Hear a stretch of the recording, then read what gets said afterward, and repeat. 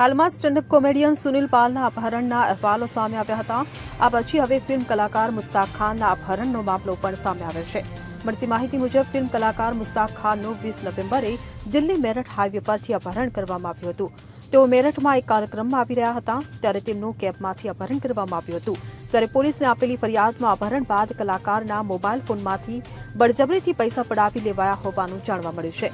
Event manager Shivam યાદવની ફરિયાદ પર case નોંધવામાં આવ્યો છે. પોલીસે અપહરણ બંધક બનાવવા, ખંડણી માંગવા અને જાનથી મારી નાખવાની ધમકી આપવાનો ગુનો નોંધ્યો છે.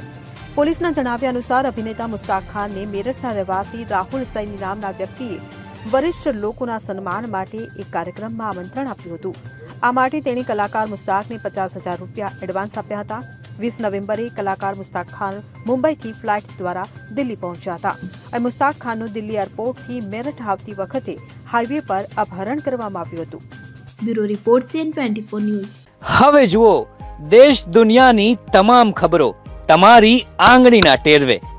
ઉઠાવો મોબાઈલ અને Google Play Store પરથી ડાઉનલોડ કરો અમારી CN24 ન્યૂઝ મોબાઈલ એપ.